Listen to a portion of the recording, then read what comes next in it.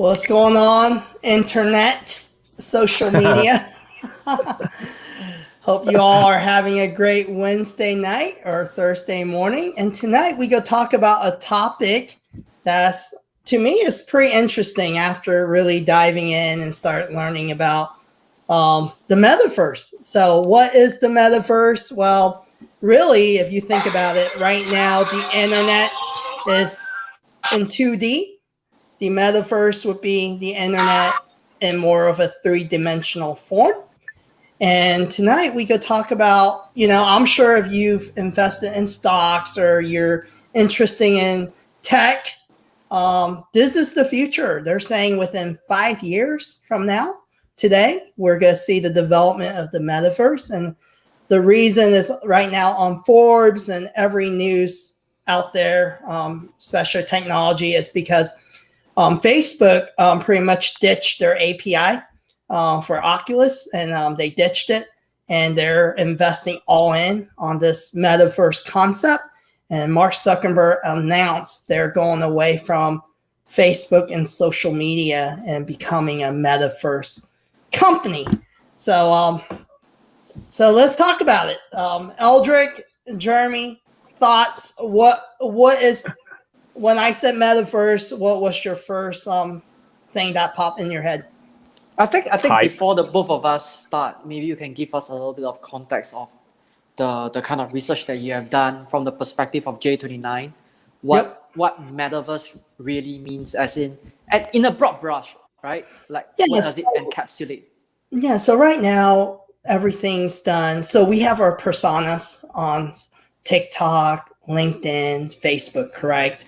A lot of us are on social media, and we have one life technically on social media, but it might not be real, right? We can almost be anything we want, and we might have another life in real world, Hey, I live in Kansas City, I have people I see in my community, but then I have people on BottomsUp Perspective Live and friends on LinkedIn as well. So the Metaverse is more almost like a three-dimensional, pretty much a virtual surrounding, where instead of right now, we can pause things online. So if you're watching a YouTube video, you can pause it. We can stop this live stream now.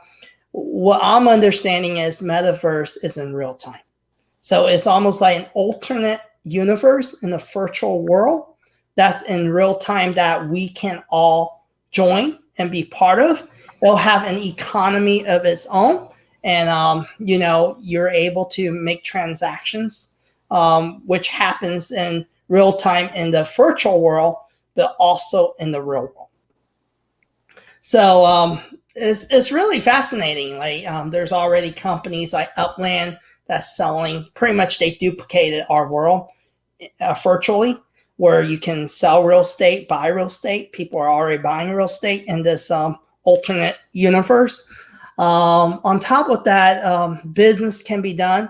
So, and they're saying if this all happens, right, if everything, it takes three things. They're saying one is it has to be an open economy and collaboration between different companies, right?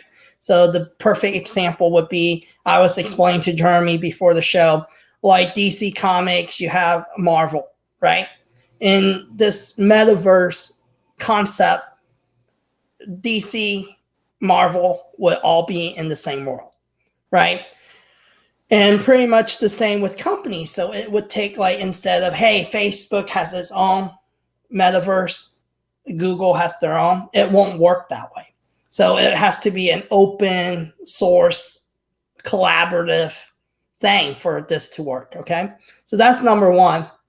Second, we have to have the software to do it. And they already have Real Engine. So the closest thing to Metaverse right now is Fortnite in the gaming world. So like, for example, Ariana Grande, she just had her concert and did like millions in sales, right? In this alternate universe, right?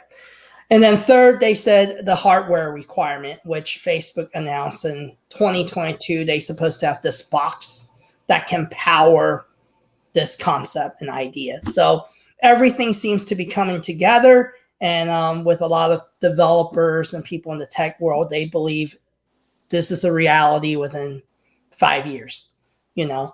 So that's what I know so far, and it's very interesting. So from a digital point of view at J29, actually, I have been researching and looking into this because it changes the way we do business. It changes the way you build websites. So at J29, we build a lot of websites, and right now, websites are technically, you have example apps, just to make it real simple. You have iOS, and then you have Android, right?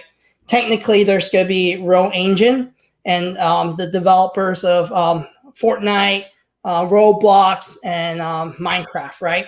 Those people would be the players in this industry. So instead of building websites, you would build technically buildings and different things, right? Where you can grab information or do business in this virtual world. So from a digital marketing agency and standpoint, hey, if this does become a reality, I have to look at changing the way we code, right? Technically, we might not be coding in HTML and creating websites, right? We might be creating almost like storefronts in these virtual world for people to come grab information or to learn about a coffee shop. So technically, let's say in Singapore, you guys have a very popular coffee shop. Instead, I would duplicate that coffee shop and build it in the virtual world for people to come experience, right? Instead of a website. So that's probably the easiest way to paint the picture. Yeah.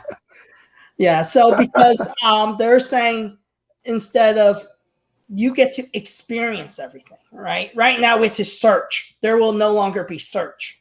So Jeremy can be in this virtual world and think something or decide to, hey, I want to go to, let's say, Louis Vuitton to buy my wife a purse. He would think it. He would arrive at the virtual store. He gets to experience looking at these purses and make the purchase through, you know, Bitcoin technology type thing, NFT.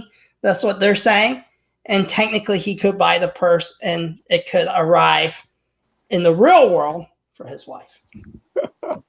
I just buy an NFT version of the purse and give it to my virtual wife, right? But it might be just as expensive. So yeah, so that's my understanding through looking at all of this. And it's very interesting because they said this is the future of the internet, and like it or not, it's going to happen.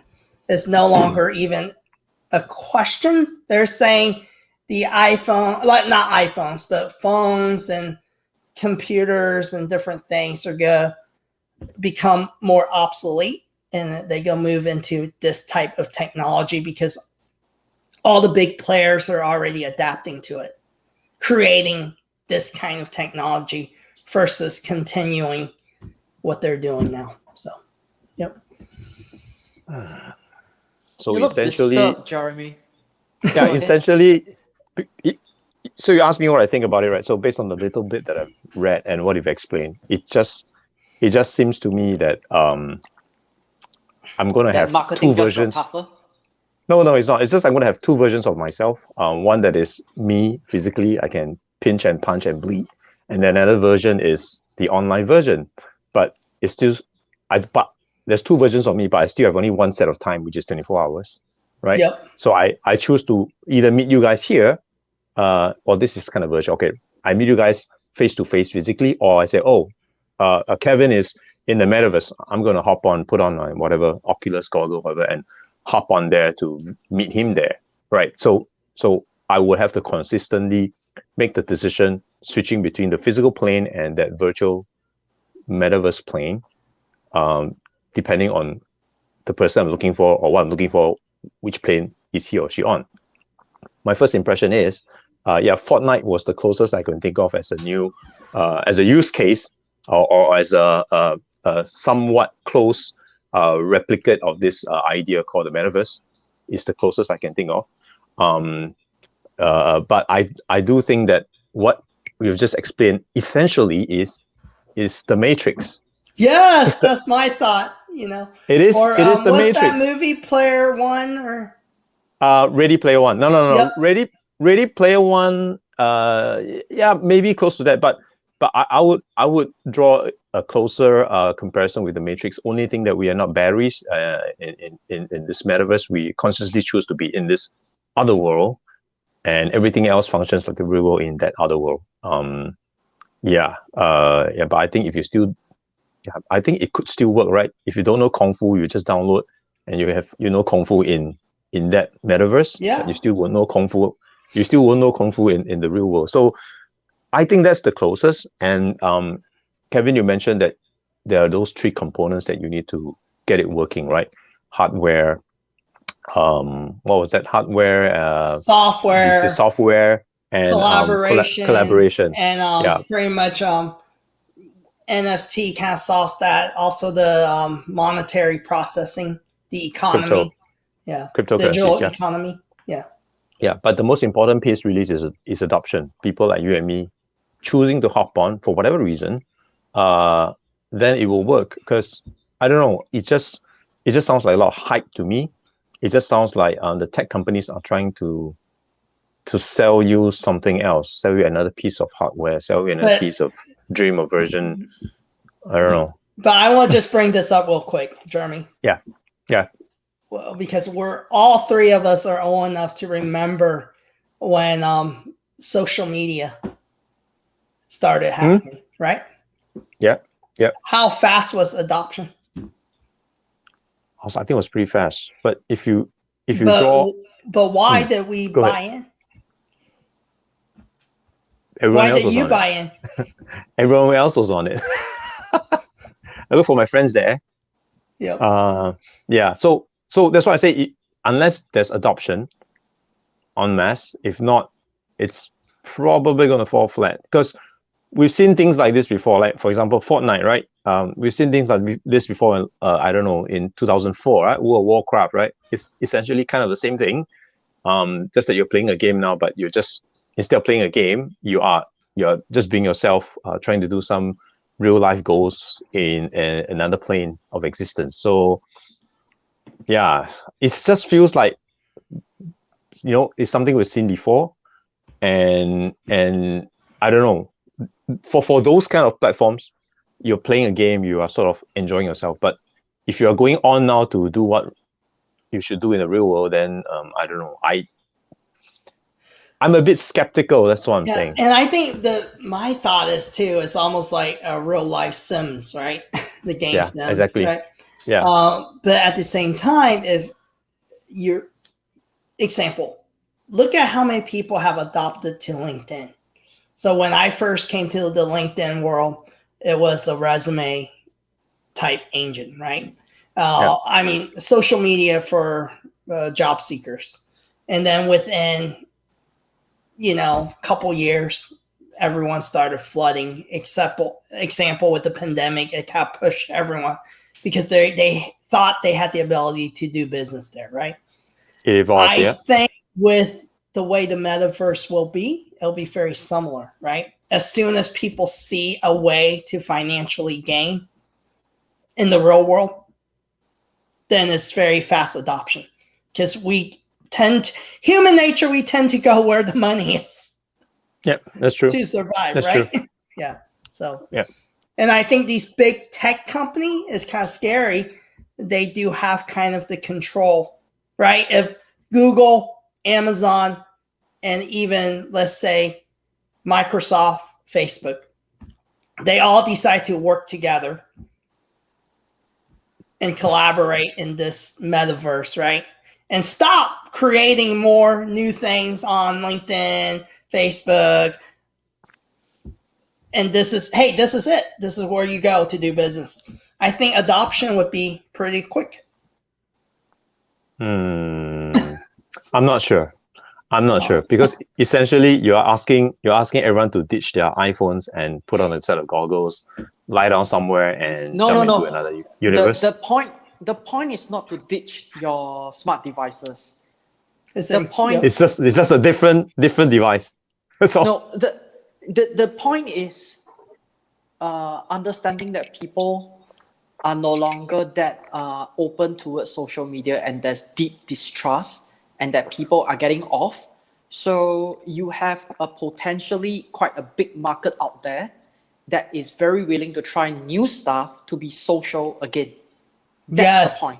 Yep. And that is against the type of social media, not against the type of smart devices, because smart devices now is very important to our day-to-day lives. In fact, I think I'll freak out if I lose my smartphone more than I lose my wallet. It's to that point, because there's too many things on there that has built convenience in our lives. So I don't think it is a battle between smart devices, let's say the Androids or the Apple brand, against the Facebook, Oculus, and Metaverse. It's really social media attrition, and then a new way of getting people to get social. That's how I see it. So I think it's the new internet, right? When the internet come in. So I was researching, and while I was listening to different podcasts about the metaverse and also doing my research on, different tech talks and different things, I think it's interesting. One person put it is the telephone, right? We utilize the telephone to communicate. And technically the telephone went away, but today we use, the internet to communicate.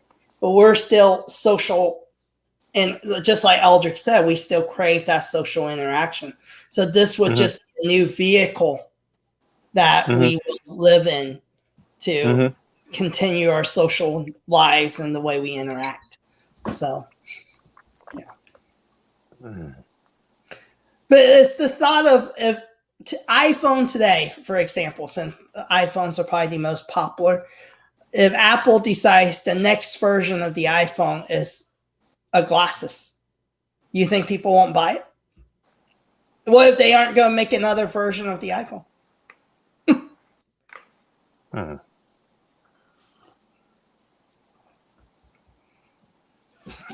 Right? I think there's going to be lines go, oh, this is great. This is a good idea. I want those goggles or glasses, Or you just put your phone in front of your eyes, and there you have it. But it's different. You don't get the experience. You know that you're still holding a device, but you're not in the device. You're not in that metaverse itself, experiencing things that this new virtual universe is presenting to you. So correct, but you so take hey, there's no COVID in the metaverse. What we are doing, what we are doing now is a live stream. This live stream is like a channel for us in different locations to patch in, to come together. But we are still here. So Kevin is still in the US, we are still in Singapore. But the metaverse brings the both of us in different locations into one location, so we can have coffee. One virtual location having virtual coffee. So it's not about communication channel. It's about direct communication. But it's not through our physical form, it's through our avatar. Yep. Yeah, so we all converge in the metaverse at a metaverse Starbucks, and we say, "Oh, what do you like to drink?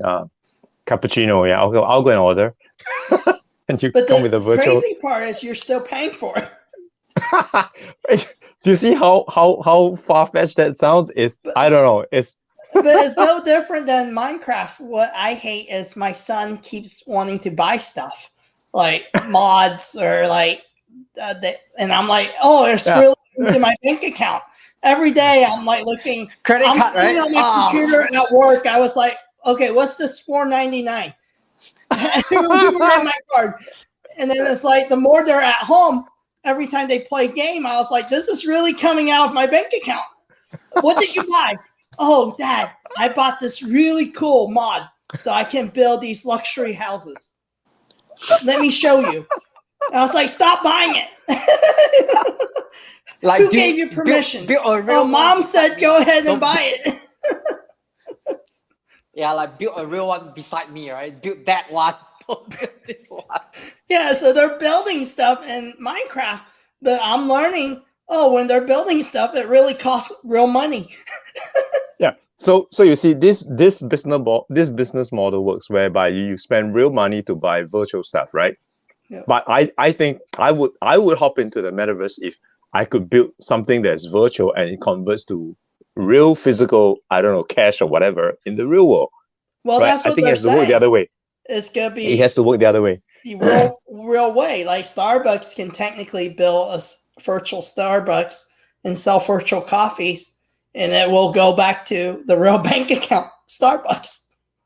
Just like those concerts. The virtual concerts, Ariana Grande made real cash, right? They're her management team. And it's brilliant because it's COVID safe. Everyone show up, a lot of more people can show up in the virtual world than the stadium. And then there's no bad press, right? You're not being selfish by having a real concert during a pandemic. Right. And everyone loved the experience. And it's all over the news, right? And so my point is, yep. My point is just to go the other way. And I think the answer to that is NFTs, whereby I go into the metaverse, I create something that is of virtual value, I sell it, and it converts to real cash in the real world, which I can use to pay for my coffee or my bills, right? And this is no longer a proof of concept. It exists today. It's just waiting to be ported into the metaverse, right? So I think you know about it already. They call it stable coins. In the cryptocurrency world, there's this thing called stable coins, where you have coins that are pegged to USD. And then these coins can then be swapped with other forms of, let's say, Ether, Bitcoin, or BTC, Lite, whatever. So on a separate note, I was actually researching on one of the platforms that's built on top of Ethereum blockchain, which is called BitCloud. It is a social publishing platform on blockchain. That's very interesting. So first, when you create your profile, they call it a creator's profile, you get creator coins that are unique to you. So imagine, Jeremy, you create a profile, you have a Jeremy coin, and you have 10 coins. I create mine, I have Eldrick coin, 10 coins, right?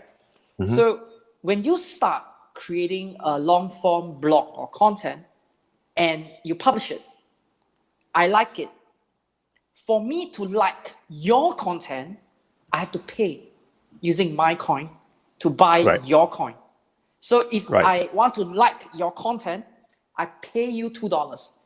So you know that, hey, I've created something of high quality. Of value. Yes. And my profile value went up because people are now using their coins to pay me for my work. So my profile value goes up, my work value goes up, and I'm holding my own coins as well as other people's coins. So that's how things are done. So I don't think that this concept is going away in the metaverse. So first, you're gonna have like everyone who has their own profile have their own coins or currency, whatever not. And then if you set up a business in that realm and people come transact with you, they will use their own coins to buy your stuff. You can collect their coins, and then via a stable coin peg, you can actually encash it out to the world in terms of USD or other currencies. And that's already done. Technology will change things. It has always been. And once it filters through, we will all just be on the same treadmill again. And usually, when technology filters through, the first thing that they will change is payments. And we've seen that already in part one. That's cryptocurrencies, right? Although I would say that Bitcoin isn't very efficient. I was studying one of shareholder letters by JP Morgan's chairman, which is Jamie Dimon. He was comparing the number of transactions Bitcoin blockchain can clear versus it's not fast. Ethereum. Versus their own internal servers, because they clear about 100,000 trades of equities per second. Bitcoin does about 1,000, so it's not very efficient, but it happens. So performance enhancements will always be there. New technologies will always filter through. When there is payment, there's currencies, and then user experience through games.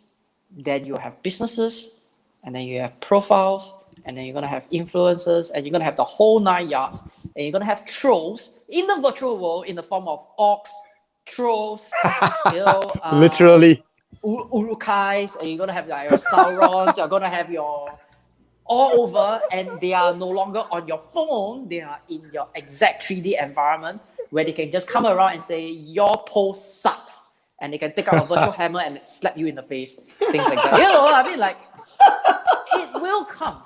That's my point. It will come. I have no doubts at all. So Jeremy, you would be ahead of the game.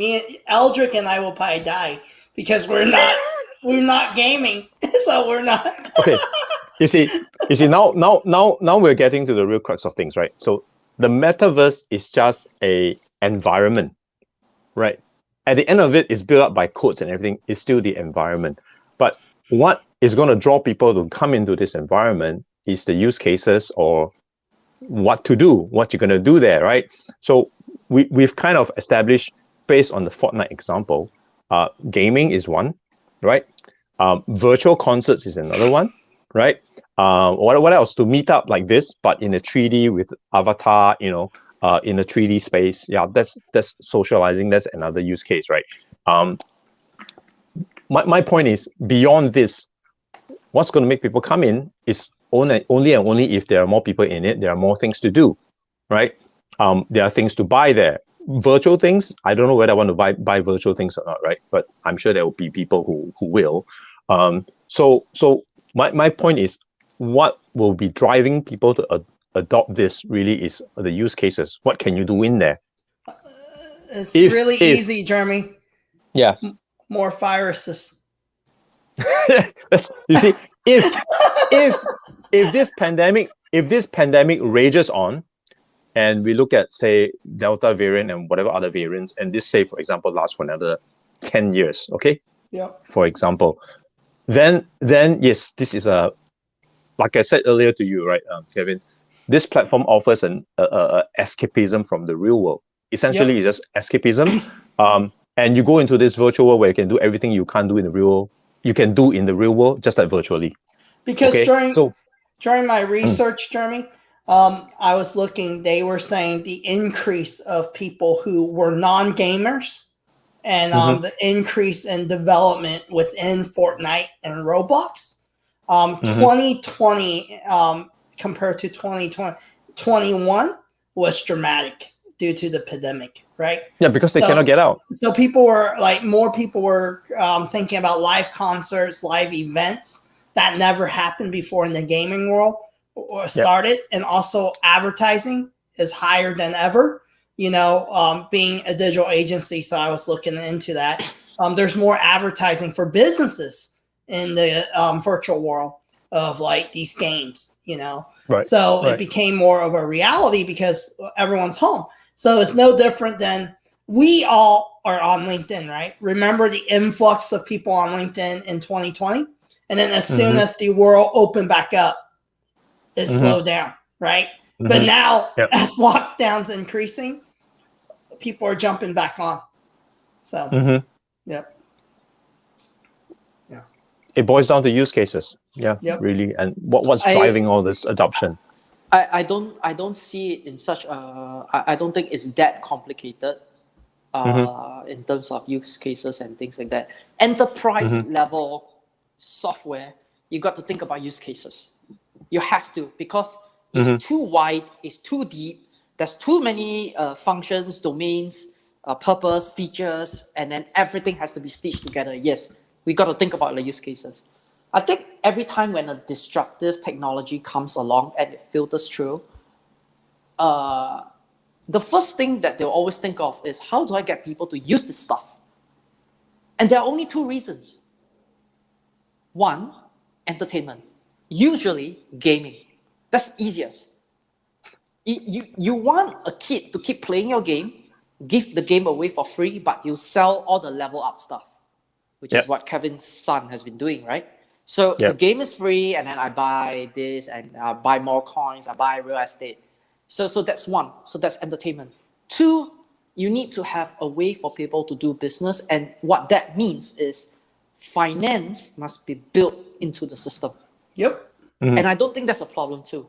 So no, it's not a problem. Now, when you have these two as common denominators, then we look at how people adopt a new technology. So first, there will always be those who are infinitely curious who will try. Then it will filter through to the hardcore technologists who will say, that's interesting. He's trying. He seems to have fun. So I'm going in now. And then you're going to have pretty much the early adopters who will say, well, there's a lot of people that's already doing it. If I don't, I'll be missing out. So then they'll try. And then the mass market will come in. And then the laggards will come in. By then, the laggards come in. Like people who's coming into LinkedIn, Facebook, Instagram today, they're going to be in for a rude shock because people are leaving. So that cycle will just keep going. And when we look at various social media platforms' improvement on top of each other, we are talking about version 1.1 versus version 1.2 versus version 1.3 versus version 1.3.1 or 1.3.1.11. Like the software patches that we see on our smart devices. It's the same thing. So you got to create content, right? And then let's say the next social media platform comes along, it allows you to do video. Then the next one comes along, it allows you to do live stream. Next one comes along, it allows you to put in copyright-free background music. But it's the same. You're still doing videos. You're still creating content. You're still getting engagement. You're still getting comments. This change, where we're talking about smart devices and then the metaverse, it allows you to do video. Internet 2.0 to Internet 3.0. So this is a big change. And I think this will change things, but not in a way that everyone will adopt it immediately, because these comes in stages and phases. So no, but it is very interesting, very, very interesting. So Kimberly said this is very funny conversation and disturbing. I'm picturing all the deviants using satisfying their lowest level desires. Why get married and have a family when you can go into the metaverse and have like 10 families and not have to deal with real life problems that come with real life experiences? A bit crazy. She started getting into NFTs, she said, just yesterday. And she's an artist, and would be great if we're able to make a living doing that. But that's so much to read. Yep. Great insight there. That's really very insightful, and thanks for that comment, because like yourself, we are trying to figure this out, right? And NFTs definitely is a good use case for artists, because you create a physical version and then you NFT it, and every time it transacts, you still make that royalty as it changes hands. So NFT is definitely a good use case for artists, digital or otherwise. You just need to put it on and sell it. So that's one use case that makes sense, right, in the metaverse.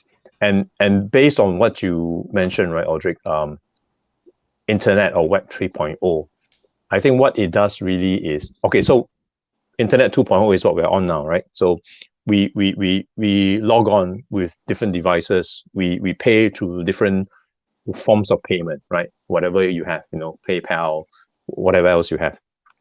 But I think 3.0 is when everything becomes device agnostic, becomes platform agnostic, software agnostic. Everyone just goes in and basically same level playing field. We can all go in the same way. So in a sense, there's still this hardware issue whereby, how do I put it? I think you still need to have this standard minimum requirement, like in the PC world, right? Minimum requirement to run this game or run this program is X, Y, Z. So there's still be this minimum requirement. Only thing that the minimum requirement has to be set low so that everyone can be part of this. But right now, all our devices are powerful enough to go into the internet. right? But for this Web 3.0 or Metaverse, whatever you want to call it, you still need to have that hardware requirement. And I don't know, maybe it's a piece of goggle, maybe it's some glasses. It's already developing, and that's what Facebook is, a cube. So in 2022, they already announced Facebook will have the first cube. Is some hardware device that will power this. And then Amazon's already working on it, and so is Apple. And wanted to shout out to Norman real quick because he was in a few episodes ago about virtual reality, which this takes virtual reality to like 10 levels. You know, he should be excited.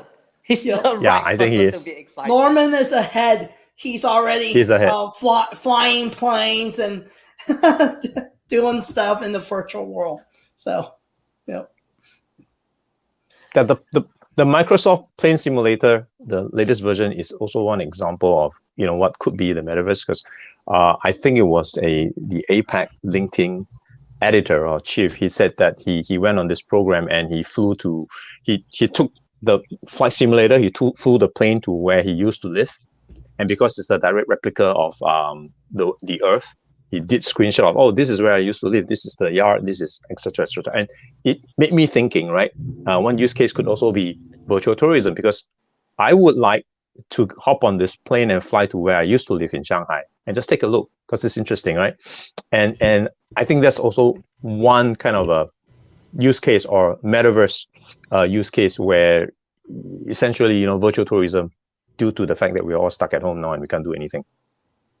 Yep.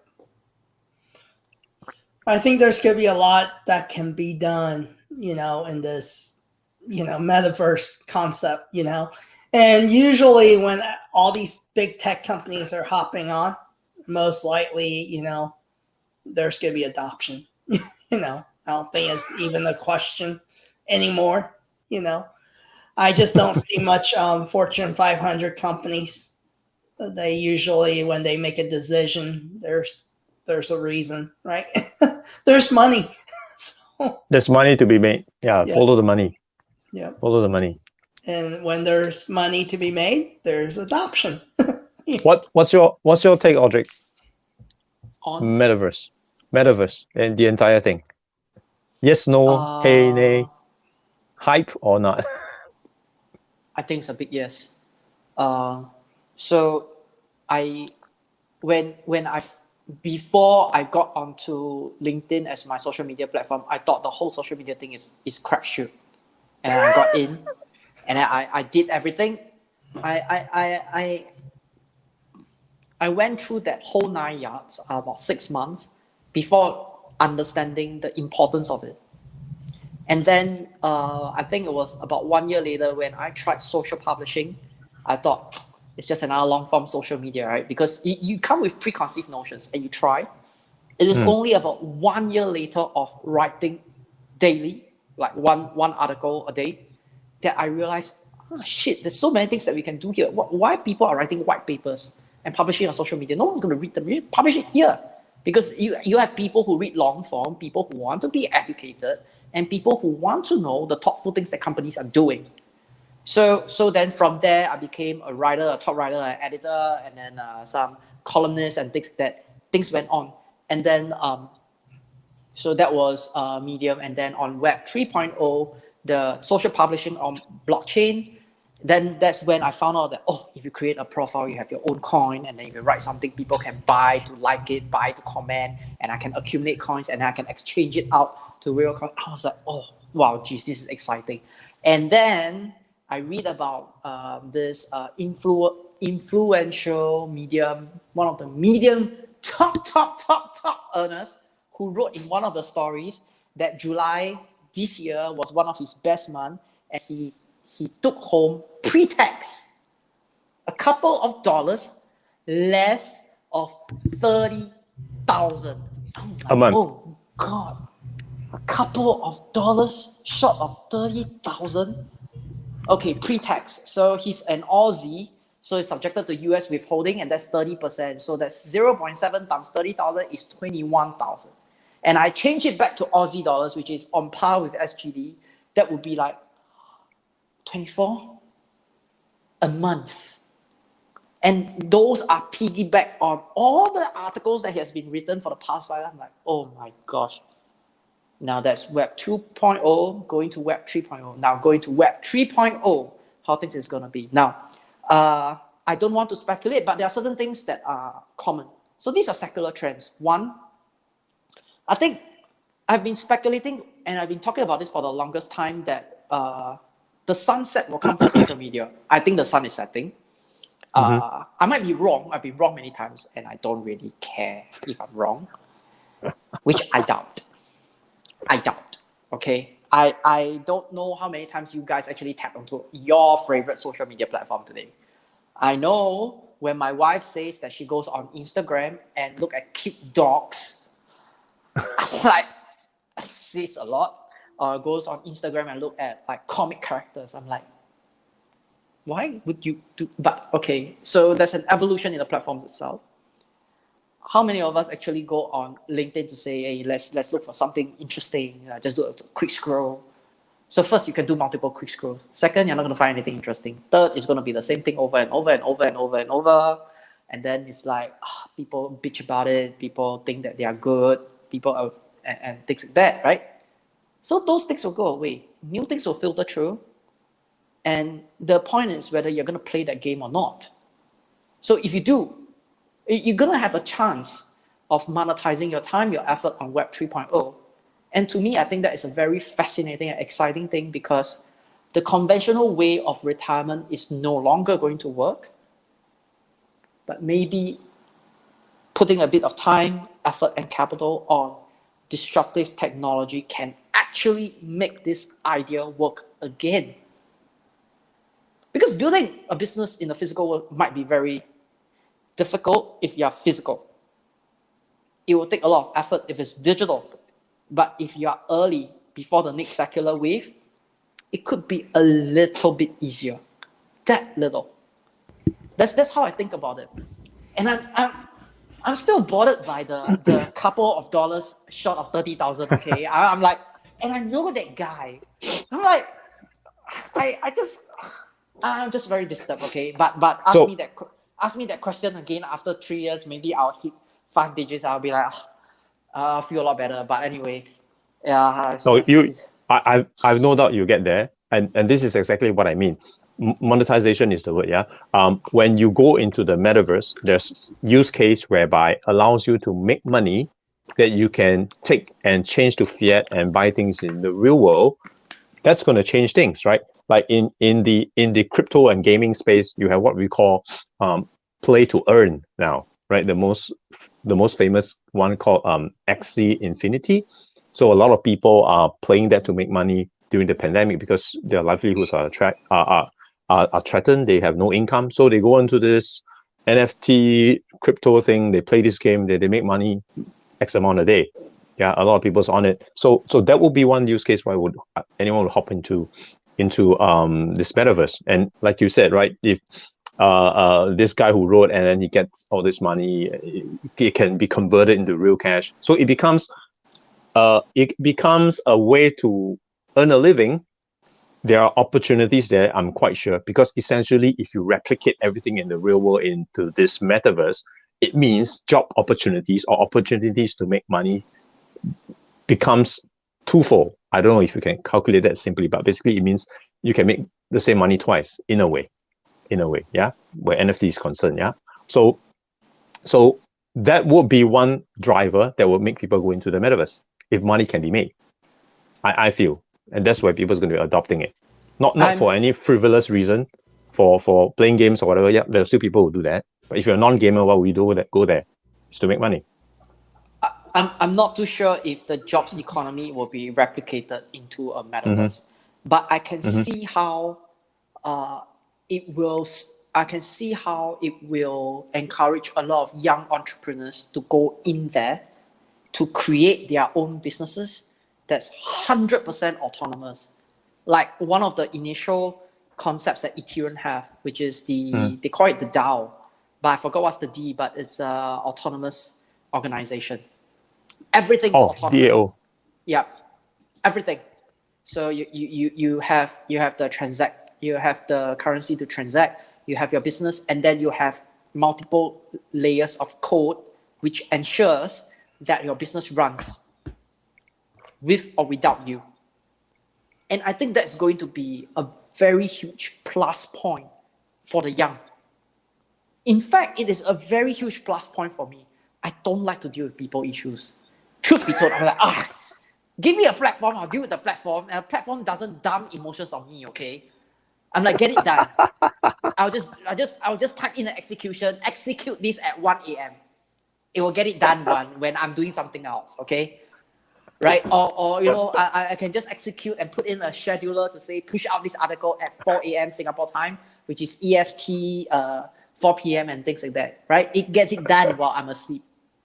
Yeah, Like programs and robots won't have mental health issues for sure. No, but they're all real. They're all real. We don't talk about artificial intelligence, deep learning, chat boxes, robots, even investment bots. You talk about software that operates 24/7. You talk about everything that runs on the internet with or without your intervention. All these are real. It's like digital currencies and cryptocurrencies. They're all real. But it's just traction, right? And whether this is the trend that will last. And I think it does. Because people, I might be wrong about this, but I think people are actually quite sick of the things that's happening in the physical world. Yeah, see, so my point is this, right? So like what Kimberly mentioned, right? So let's say if we talk about store, okay, we have physical stores in real life world, and then in the metaverse, I'm sure there are stores, right? Like the example you said earlier, Kevin, I go into an LV store and buy a wallet. So now the question is, I go into a store, there should rightfully be store assistants, right? I would think so, right? So will the store assistant be also an avatar with a real human behind, or is it going to be a chatbot? Or is it going to be a chatbot? It could be both, but which would you prefer? Yeah. In the metaverse. That's what I mean by maybe the job market will double. I don't know, right? Because you could hire someone to go in as an avatar, as a shop assistant, and have that human interaction virtually to sell your whatever virtual wear that could be also a real physical wallet. Or you can also deploy chatbots. Or the store have nobody in there. It's just self-service. But if you're an LV, I'm quite sure you want to have some form of shop assistant, right? So that's what I mean by my question is the job market going to double? Because are you going to hire a person behind this avatar to be entertaining or answering questions, people who in the metaverse shopping? I think you brought up a good point though, right? I don't think the job market's going to double. I think the job market is changing, right? We're seeing it in real time right now, today, right? It's harder for an employer to hire an employee just because of this pandemic. You know, a lot of people want to work from home. They want to work virtually, right? And people are saying, screw 8 to 5. Why go to an office or answer to a boss, right? If we can make a living, like Eldrick said, I'm a good writer and I can write blogs and make $24K a month. Why would I go to a job? You know, what's the purpose, right? I think the metaverse, like people like my kids, right, it's not a matter of adoption for them. They're already adopted. You know, like I don't even know how to build. I can't even build a building on Minecraft, right? Like for me, it's so hard. The learning curve is like I can program a software, but I can't build Minecraft. You know, it's like crazy. You know, I feel that. But for them, they're already adopted. So for them, I can imagine like 10 years from now, it's almost like back in the days when, to us, it's natural to be on a smartphone, right? But for my mother, it's very challenging for her. I think it's going to be very similar. And I think when the new internet or the web 3.0, when it happens, you know, I think we won't even know it. It's going to be just kind of like the day when internet started happening, you know. It just happened. And we all just naturally adopted. There was, like, I can't remember when I adopted. It just happened. And I started using it because it's going to be part of our everyday, the way we work, the way we live, you know. And Norman said, whatever the case, this will make loose interpersonal skills less in touch with each other. Yep. That's good. But to Norman's point, I do think that that's a plus, not so much of losing the interpersonal skills, but you now have a choice of actually not putting yourself in an environment that you don't appreciate and therefore meeting people that you don't appreciate.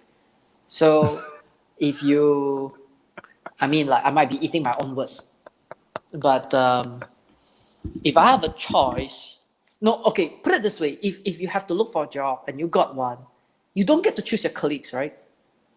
First of all, you don't know them. You don't get to choose your boss too, right? So what if your boss turns out to be a prick? What if the person beside you choose not to be a collaborator but a competitor? What if the person beside you choose not to be a partner but a prick? There's nothing you can do about it. So I think if we can put a bit of time to understand how technology is going to evolve and that platform is going to come in between people, you choose who you can interact with. And I think that's a plus. It can be a minus, but it's a plus because first, it's a minus because you don't learn how to deal with people you don't like. But isn't that a blessing? You will be naive, but it's a blessing, right? So in the metaverse, you just turn into a troll and hammer the people you don't like virtually, or murder them virtually. I mean, like if I meet my friends, it'll be me, my avatar. If I see people that I don't like or have been enemies for a long time, I just press a button and turn into Sauron or Morgoth, and then I just or log off, finish you off, or things like that. And you never know. And I think that. I think this will be a very interesting thing. So back to Jeremy's original point on the jobs market, whether there's going to be both sides. I don't think so. But I do think that there's a very high possibility that we might have to zip in and out of our physical world with the metaverse. Take, for instance, if you run an LV branch, right? Let's say. So you have a physical branch and you set up one in the metaverse. In the metaverse, you don't need people to man the shop. All you need are avatars. So the avatars can be coded to take care of other avatars that's coming around to shop. Now, when do you start getting real people, your shop attendants, to log in to become the people avatar? Is when you can see who enter the shop via artificial intelligence or deep learning that, Bill Gates has entered the shop. Okay, I tell the store attendant beside me, log in now. We have a high net worth individual coming in. I want you to serve him. So of the 5 coded avatars, the next moment, 2 humans will fill the 2 roles and be there to serve that high net worth individual. I think that is more likely to happen, right? If you have like a bunch of window shoppers, then I think the coded avatars will do just fine because you don't want to really pay your real store attendant to go attend to people that's not buying anything, right? Yeah.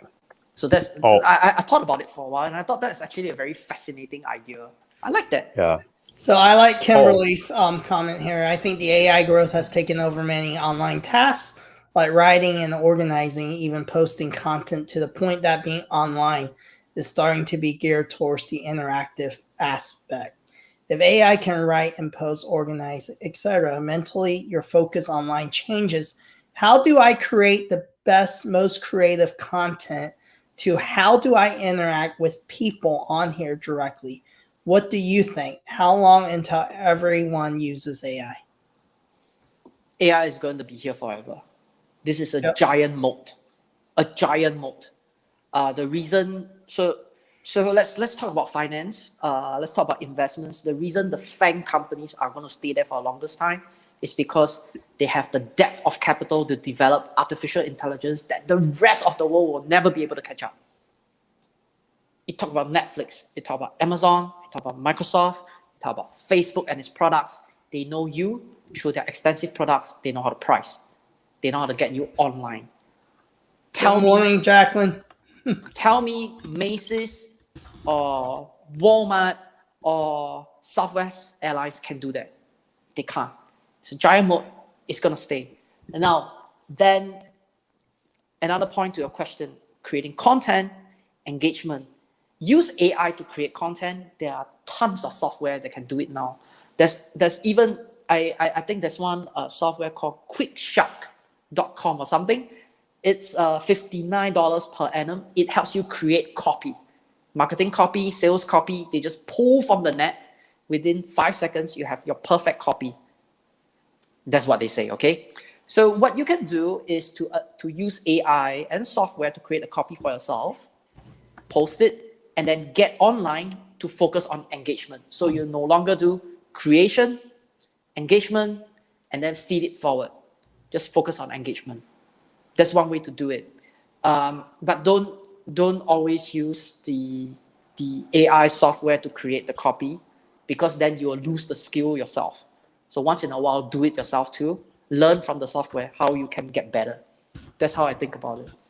Yeah, but you see, we are the old people who are caught in the middle between analog and digital, right?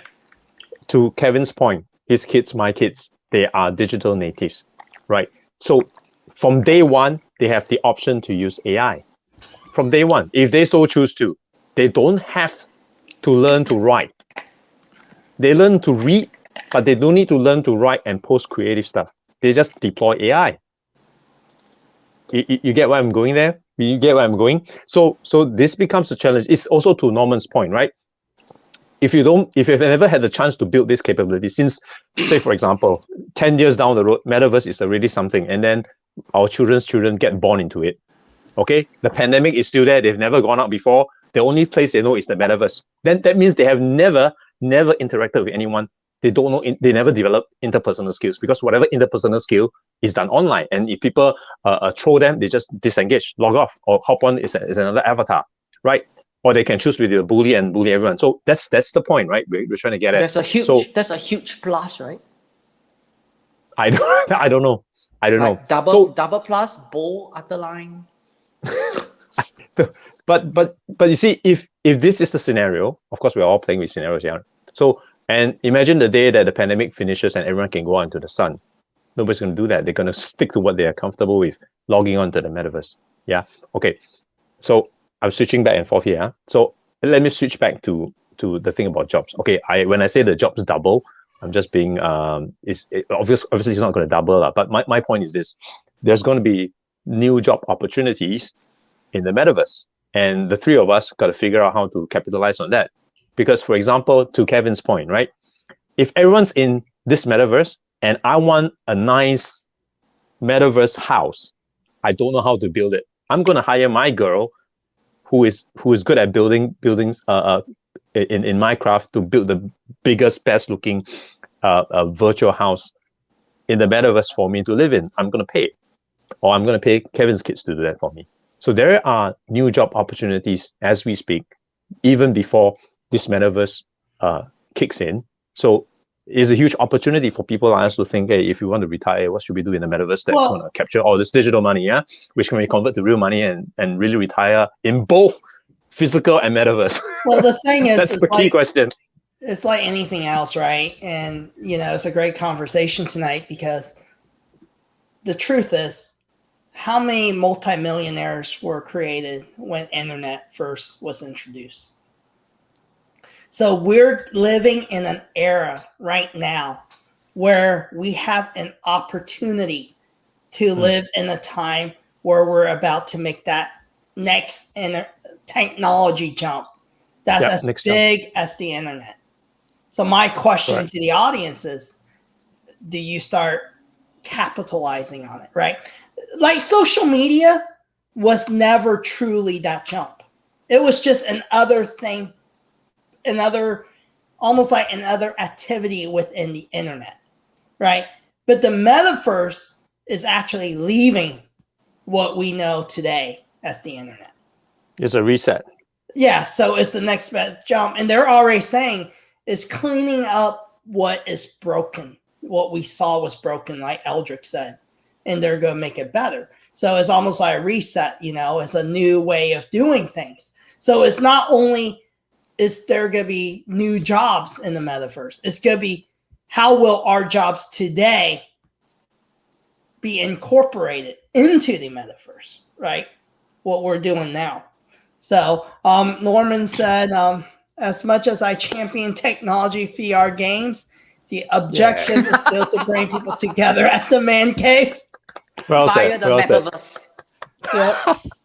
Hey, Norman, you're going to have a virtual man cave. cave.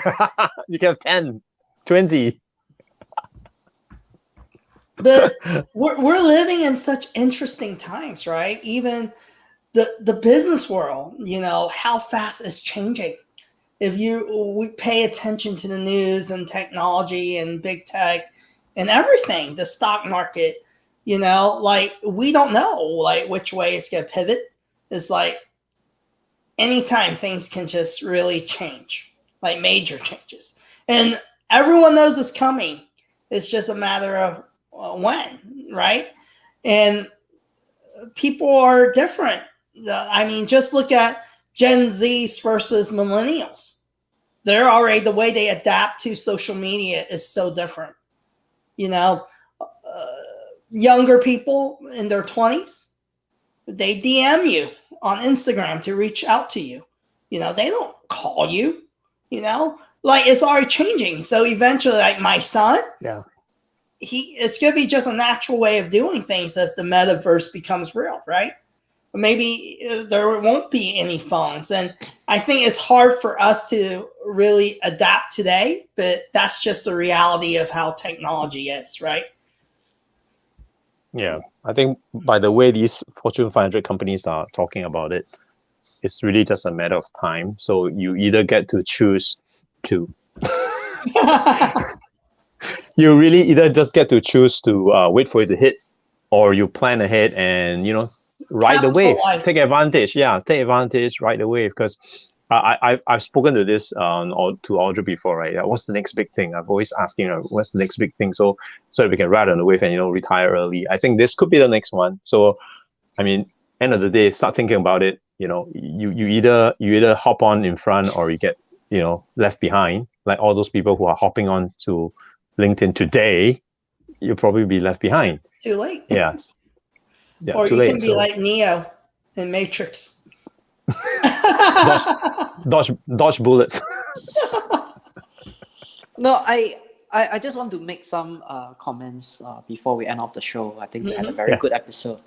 I think the way to think about, I think the way most of us or many people think about technology or disruptive platforms is that they're addictive, they're a disruption to normal life, they're intrusive, data privacy issues. We can run through the whole list and it will take the entire day.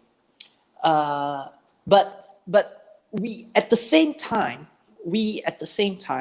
got to also understand the good that can come out of it. And I do see huge, big pluses along this coming out of that.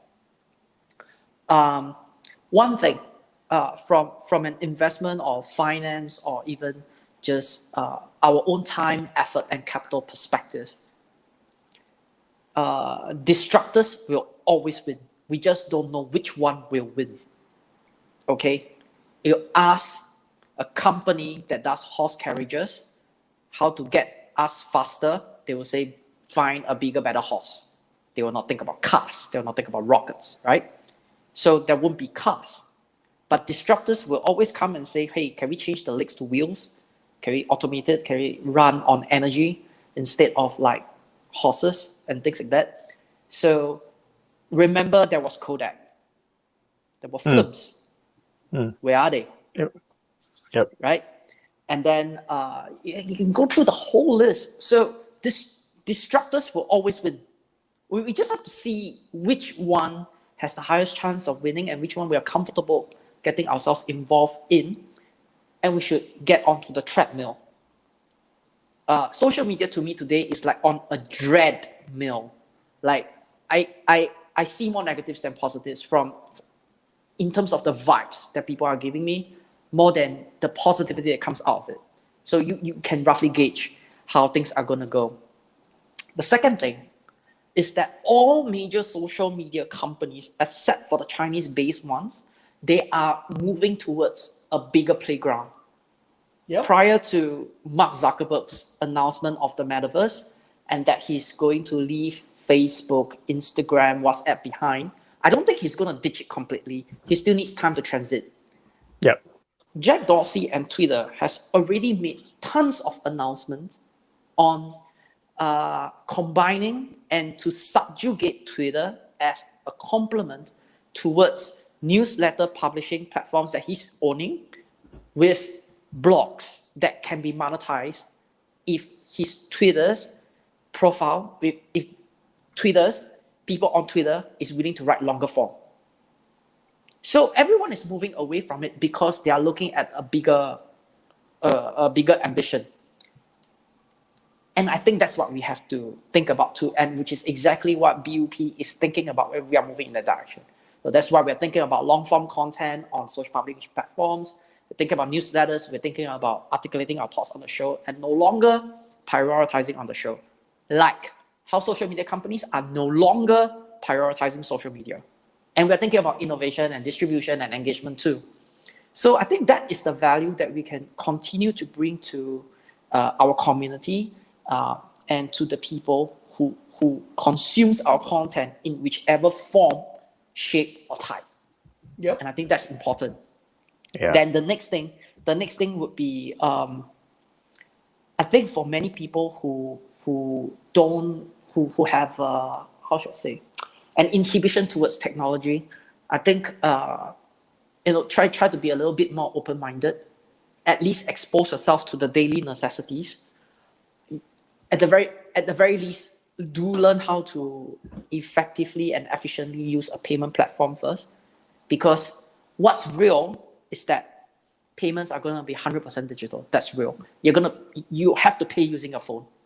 You have to in 5 years. And I'm not talking about US or Asia or whatsoever. I'm talking about the whole damn world. Your cash is going to be digital, not cryptocurrencies, okay? I'm talking about SGD, USD, Canadian dollars, and Australian dollars. Fellas, this is not about Bitcoin, Ethereum. I'm talking about your bank account. They are fully digital already. Payments are going to be fully digital. So learn that.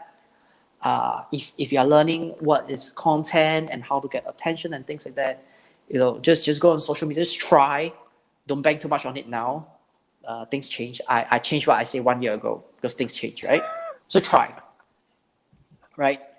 Learn how to delegate, automate, if not procrastinate. If you really have to do it yourself, create, okay? So think about it in that way. That's how I think about it. That's this is my parting note for tonight. And adoption is so important. It's here.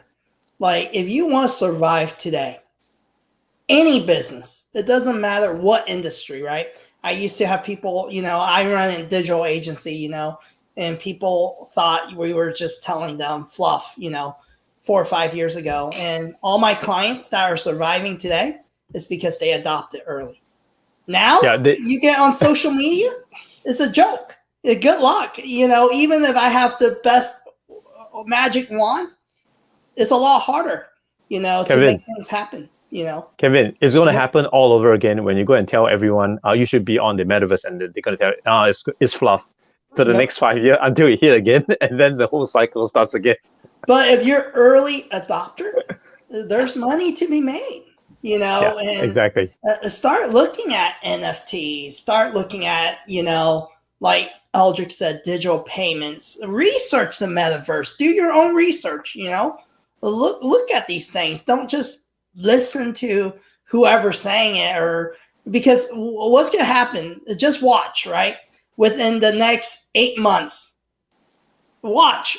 These social media will be flooded with Metaverse gurus of telling you like how to get in early. Yeah, subject matter expert for 5 years. That's us. That's the three of us. That's us. Yep. We are the ones. yeah, people go ask you to invest and all this stuff, and just use wisdom, research. Like before our show, Eldrick's been talking about, hey, let's focus on social media, and it's true. There's a bigger playground to play, but it takes research, learning yourself. There's a lot of information out there, and you have to learn it for yourself, research for yourself from credible resources, and then make the decision. Yep. Yeah, and if you're lost like me all the time, subscribe to our newsletter that Aldrich writes every week. It's free. I think it's a good starting point. We are not claiming we know everything, but we are just like you, normal, regular guy, thanks trying to figure our way. Yeah. Thanks for that, Jeremy. And I can tell from the stats in the background that you don't read it all the time. So that's true. Yeah, no I time. can tell. Okay.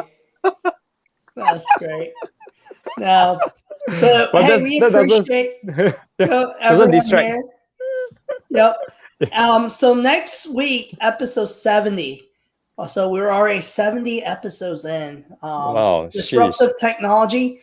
We go talk about e-commerce, and the direction it's heading, what retail looks like for the future. We've talked about that a little bit, but then maybe, hey, we might dive in a little deeper into retail and the metaverse, right? Because Jeremy's going to get to work into his research so he can share with all of you next week what his findings, right? So Kimberly just asked, so what do you guys do? How do you get involved in what you do? Find out more. Yep. So feel free, check out BottomsUpPerspective.com. And then Aldrich is going to post the link to subscribe to the newsletter, and you can learn more. And really, Eldrick and I are entrepreneurs, and then Jeremy is he works for a company, in the US, right?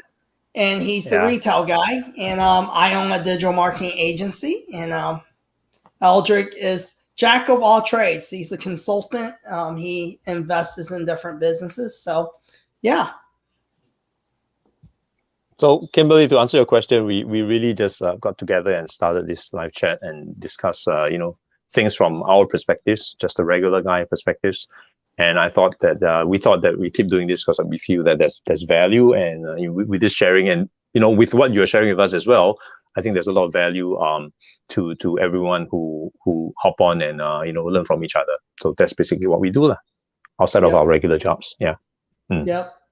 I think we had some technical issues, and Aldrich dropped off. But it's okay. We're running up. So, yep. But hey, we appreciate all of you for joining us tonight. And hey, we go continue our research, and we go talk a lot more about disruptive tech within the month of August. And there's a lot of things going on in the tech world. So, hey, feel free, subscribe to our newsletter. Eldrick's going to put a link. And then check out our website, BottomsUp Perspective. And if any of you are interested in being a guest as well, feel free to reach out there on the website, and we'll talk to you guys next week. See ya. Okay. Thank you. Bye.